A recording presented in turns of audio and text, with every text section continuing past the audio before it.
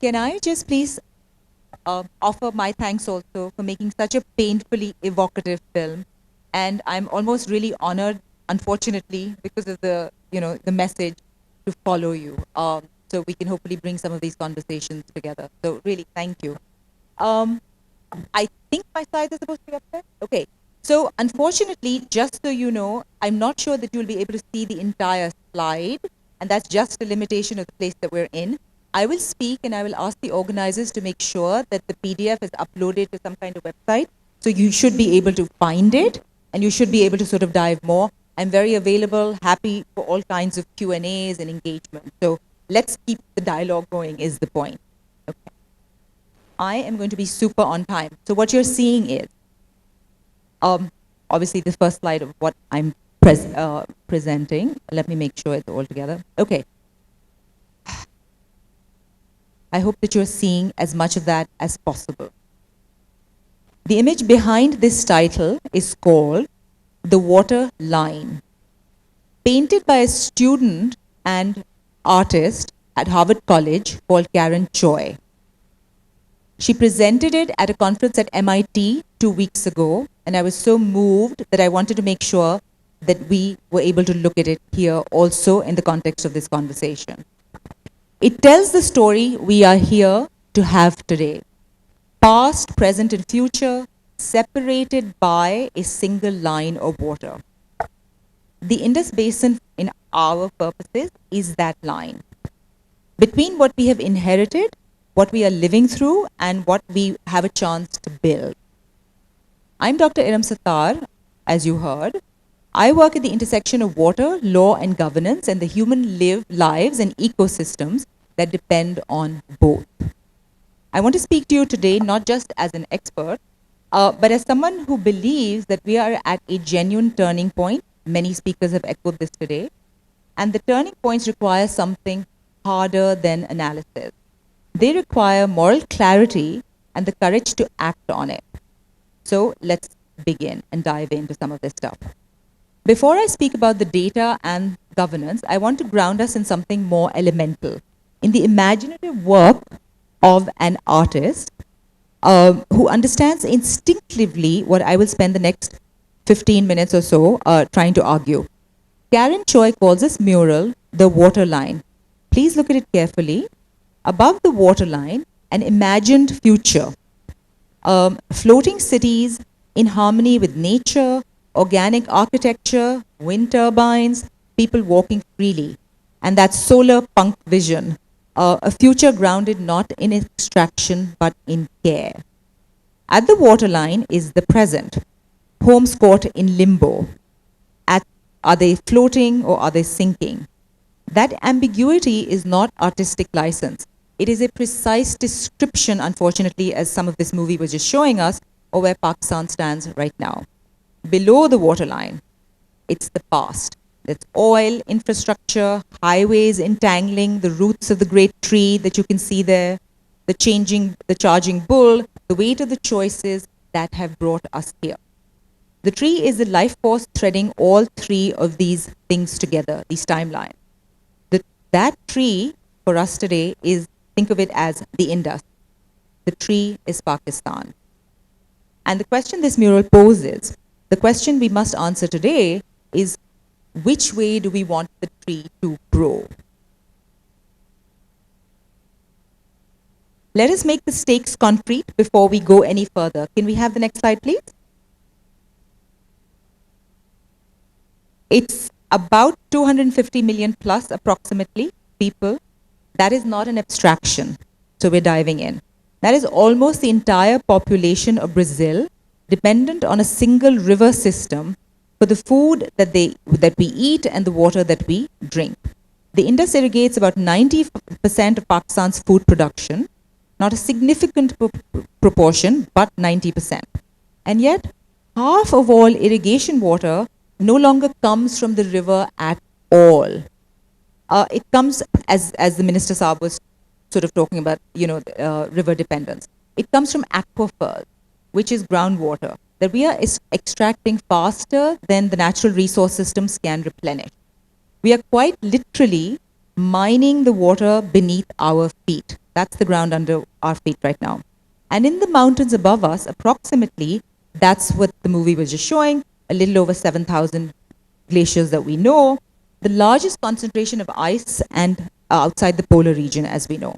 The Indus is natural water tower, and it is melting. This basin is being squeezed from above by climate change, from the north by glacial disruption, from the east by an increasingly revisionist neighbor, as we know, and from within by a governance system, this is what I focus on, that was designed for a much more stable world. These are not separate crises. They are one, and we cannot govern them as one at a time. We have to look at each together. Next. So I want to spend a moment on the glaciers. Because this is the part of the crisis, as this movie was about, that is the least visible in some ways and the most irreversible in many other ways. Obviously, this movie was making it very visible.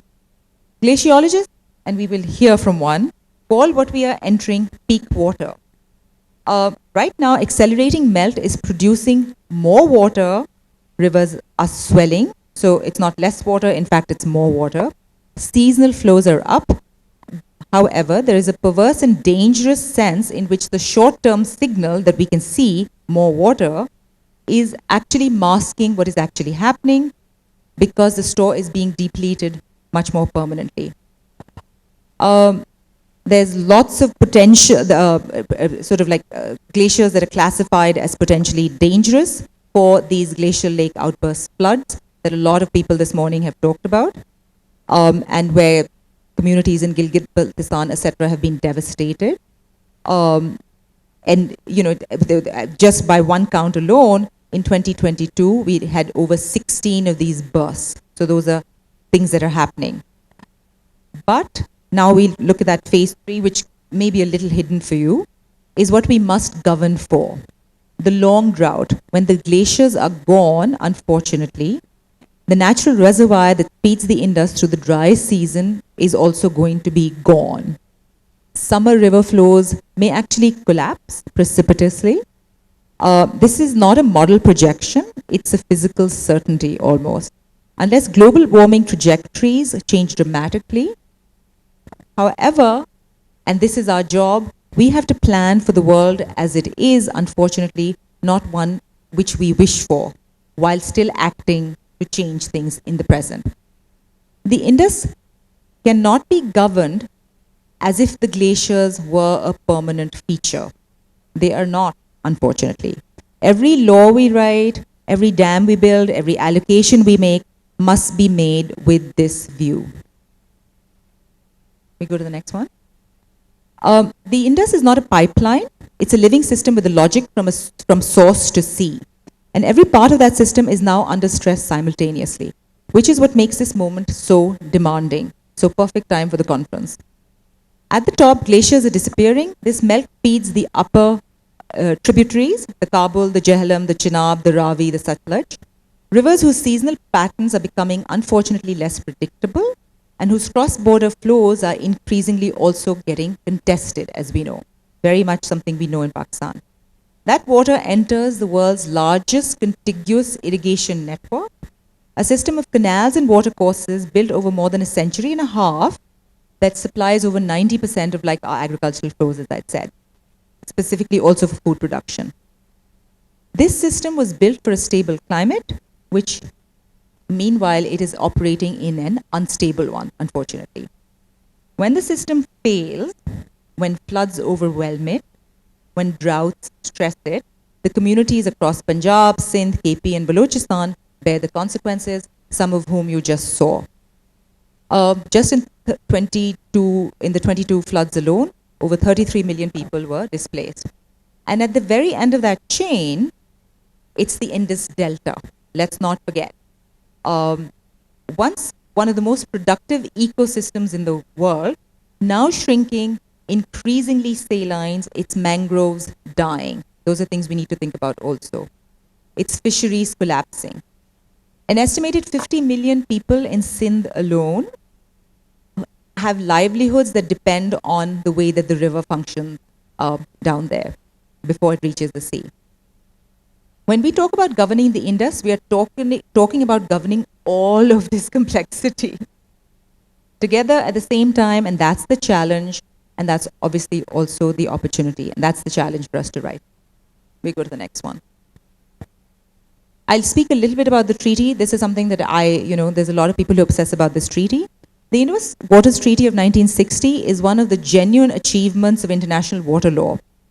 Negotiated through World Bank mediation in the aftermath of partition, it divided the 6 Indus tributaries between Pakistan and India and created a framework for data sharing and dispute resolution that survived 3 wars and over 60 years of political hostility. That's obviously what's in stress. It was definitely not perfect. Pakistan received the western rivers, the 3, and the Indus, Jhelum, and the Chenab, and India received the 3 so-called eastern rivers, the Ravi, the Beas, and the Satluj. Those eastern rivers are now essentially dry within Pakistan's border for the most part. The treaty's flexible provisions have been contested repeatedly, more so since the 90s, which is what we've been seeing. However, it did still hold. The durability is remarkable in international water law. This is celebrated, it is written about, it is compared to other shared river basins. But now it is under the most serious threat in its history. In 2025, just a brief recap, India issued a unilateral notice of treaty suspension. In many ways, that is a breach of international law. The treaty itself contains no suspension sort of provision. And meanwhile, India is constructing lots of upstream infrastructure on the rivers that are allocated to Pakistan by that treaty. It's exploiting the treaty's modification language specifically to press for reduced water shares. And it is doing all of this from a position of growing strategic and economic advantage. Obviously, that's something we have to deal with, while Pakistan's diplomatic bandwidth may be stretched on many sort of different fronts. I want to be very clear about what is at stake here. It's not a bilateral dispute between 2 states. This is about whether international water law means anything in conditions of climate change, which is what we're now in, and power asymmetry, which is probably always the case. What happens in the Indus will be watched by every downstream nation in the world. Happy to talk more about that. We'll pick the next one. I've got a quote here from Abraham Lincoln, who was a truly sort of great human being. You cannot escape the responsibility of tomorrow by evading it today. I love that. It is no more true for water. It can sort of go in so many dimensions. That sentence, basically, in my humble opinion, is a diagnosis of Pakistan's water governance in one line. We have known about, for instance, the groundwater crisis for decades. There is still no national framework for extraction limits. We have known about the need for binding interprovincial water allocation since at least the 1991 Water Apportionment Accord, an accord that is honored in good years and contested in every bad one. I've got a whole dissertation on this. Happy to talk more about this, which is to say increasingly contested now. We have laws. Pakistan has water policy frameworks at the federal level and in every province. The gap is not legislative in many ways. The gap is institutional capacity, political will, and accountability. Paper policies do not irrigate fields. Paper policies do not prevent flood. Paper policies do not stop aquifers from being mined. And perhaps most fundamental, the infrastructure itself was designed for a Holocene stable climate. Its operating rules, its maintenance standards, and its storage assumptions all calibrated for a world of relative climate stability. That world, unfortunately, is increasingly gone. Moral clarity, which has not been a term we've heard this morning, but I think it should be something present for us, requires us to say that plainly, and this is what we've been emerging. The question is, what can we stop? Here is a paradox that demands an honest answer. Pakistan operates the world's largest contiguous irrigation system, and yet approximately 40% of its population faces food insecurity. Think about that on a, sort of regular basis. Children in Pakistan have some of the highest stunting rates in the world. This is not a paradox, it is a governance indictment. The irrigation system loses somewhere between 40 and 60% of water before it even ever reaches any crops. To seepage, to evaporation, structural inefficiency.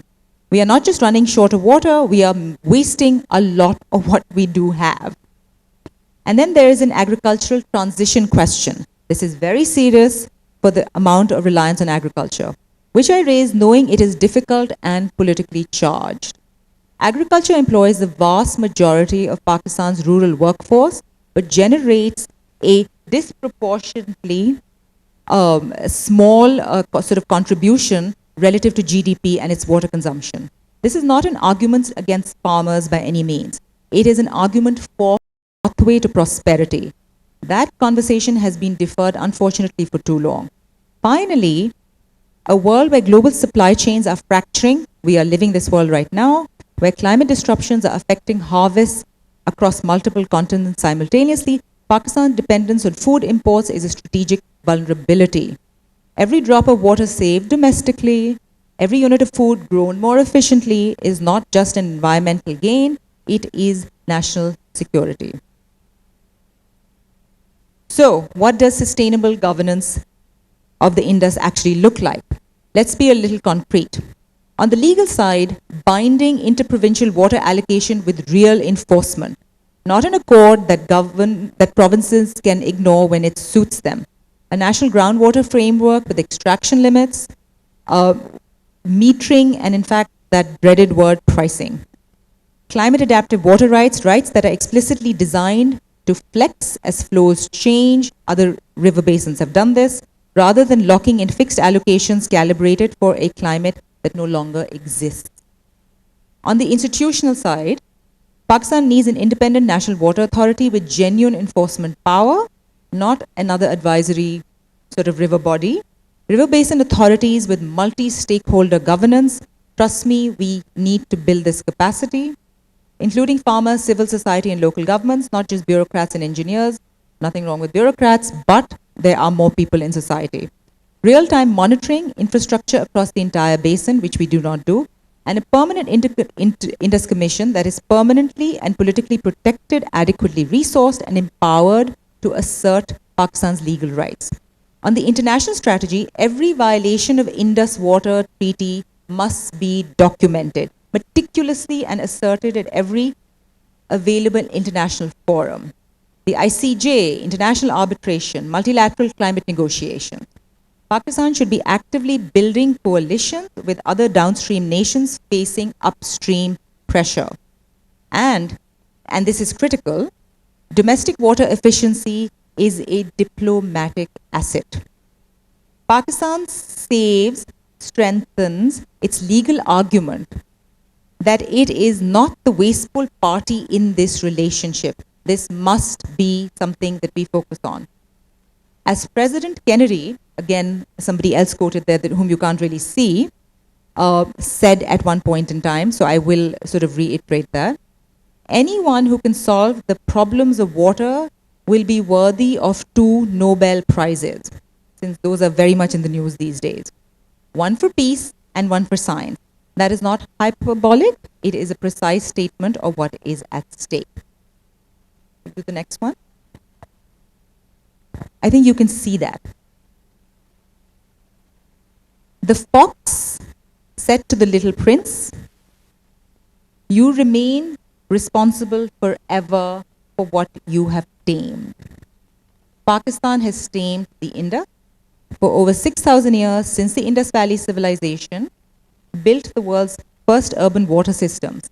This land and its people have diverted, channeled, dammed, and drawn upon waters that once ran freely.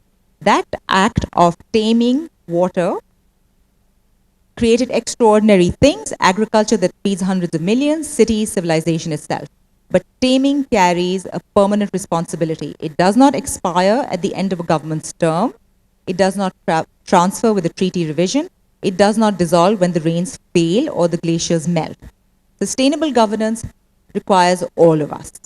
And that's something that we have to think about. This slide basically hinges on this argument. Everything before it has been diagnosis, everything is direction. The question is not whether we understand the challenge, but what are we going to do about it? Last two, this will be very quick. Okay. I want to just quickly introduce a concept that is underused in climate diplomacy, which is called ethical leverage. Ethical leverage is the strategic power that accrues to a nation when it pairs a legitimate moral claim with a demonstrated governance competence. Pakistan has one of the most legitimate moral claims, we've heard this repeatedly, in the global political climate. We contribute less than 1% of emissions, we've heard, absorb some of the worst storms. But moral claim without governance credibility are simply grievances. We heard many ministers talk about this morning. They are heard, they're acknowledged, and they're acted upon only to the minimum content that strategic convenience, gives us. But Pakistan that governs the Indus equitably for all its people, that creates binding interprovincial relations, that Pakistan has earned something more than a grievance. It has earned the right to lead. And that's the vision I think we need to have and bring with us. Those who create a rules-based order to tackle water problems will be on the right side of history. The Indus, if governed well, becomes a model for the Mekong, for the Nile, for the Jordan, for every river basin in the world where upstream power and downstream vulnerability are in conflict. That is Pakistan's opportunity, not despite the crisis, but because of it. So there is huge empowerment. And finally, the river does not wait. Can we get to the final part? The Indus Basin has, as we said, sustained civilization for thousands of years, built sewage systems, standardized weights and measures, all kinds of things that were very sophisticated. What happens in this river basin in the next 30 years will not only be determined by the river. The river will do what rivers do, respond to physics, to gravity, to atmosphere above it, and the rocks below it. What happens will be determined by us, all of us, by the choices Pakistan makes now about how to govern what it has tamed. We cannot escape the responsibility of tomorrow by evading it today, and we remain responsible forever for what we have tamed. The question before this room, all of those others watching who will watch online and through lots of social media in times to come, is not whether we understand the challenge. We do. The question is whether we have the moral clarity and the political courage to act with the urgency that this moment demands. The waterline is where we stand, as we saw in the mural. Above it lies everything we can still build. The future is Karen Choi's mural. The floating communities, the wind turbines, the organic buildings, the people walking freely in a world that has chosen to take care over extraction alone. That future, however, is not inevitable, but it may still be possible. And it begins with the choices we make today. Thank you so much.